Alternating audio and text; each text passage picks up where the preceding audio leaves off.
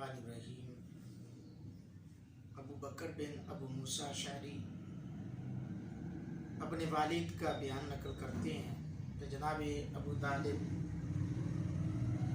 نبی پاک صلی اللہ علیہ وآلہ وسلم کو ساتھ لے کر شام کی طرف گئے اور نبی پاک صلی اللہ علیہ وآلہ وسلم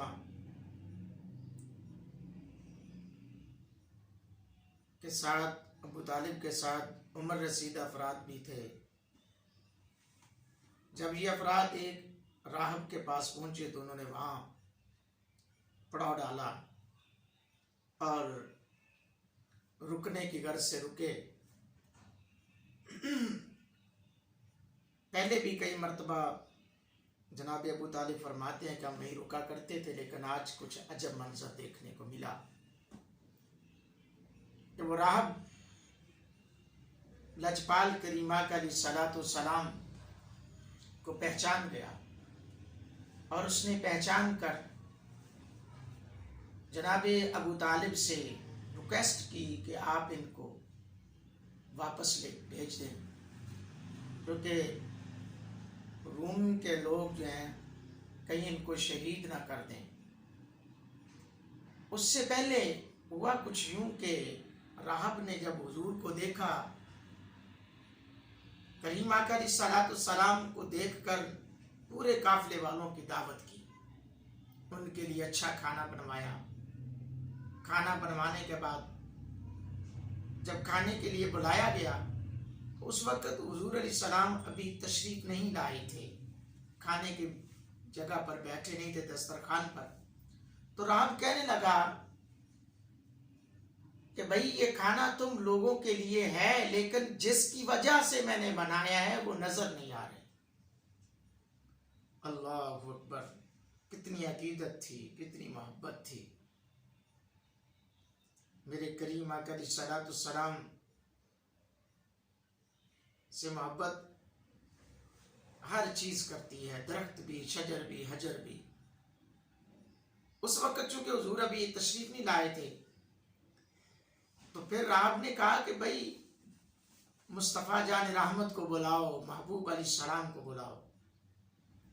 جب حضور علیہ الصلوۃ والسلام کو بلایا گیا، لوگ قافلے والے بڑے پریشان تھے کہ ہم کئی مرتبہ یہاں رکے ہیں، کبھی اس راہب نے پانی تک نہیں پوچھا، آج وجہ کیا ہے، آج ماجرا کیا ہے۔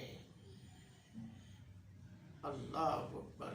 حضور کی رسالت کے اعلان سے پہلے حضور کے وسیلے سے لوگوں نے کھانا کھایا، پورے قافلے والوں نے کھایا۔ اب جب میرے نبی کریم علیہ الصلوۃ والسلام تشریف لا رہے ہیں تو حضور کے سر پر بادلوں نے سایہ کیا ہوا تھا، درختوں نے سجدہ کیا، پہاڑوں نے سجدہ کیا۔ تو بحیرہ راہب وہ حضرت ابو طالب سے کہنے لگا کہ ان کو واپس لے جاؤ، ان کو واپس بھیج دو، کہیں ایسا نہ ہو کہ انہیں شہید کر دیا جائے۔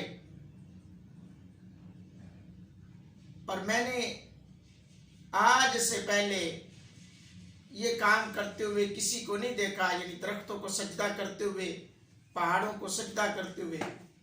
مصطفیٰ جان رحمت کو درختوں اور شجر و حجر نے سجدہ کیا ہے، اور میں نے ان کو دو شانوں کے درمیان اوپری مہر نبوت یعنی ہڈی سے پہچان لیا ہے، لہذا ان کو واپس کر دیا جائے۔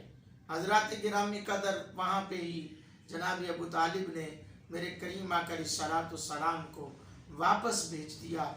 پتہ چلا حضور کے میلاد کی برکتیں، حضور کی آمد کی برکتیں کفار نے بھی حاصل کی ہیں۔ اللہ جل شانہ اپنے محبوب کریم علیہ الصلوۃ والسلام کے توسل سے ہم سب کو گج بج کے سج دھج کے حضور کا میلاد منانے کی توفیق عطا فرمائے، آمین۔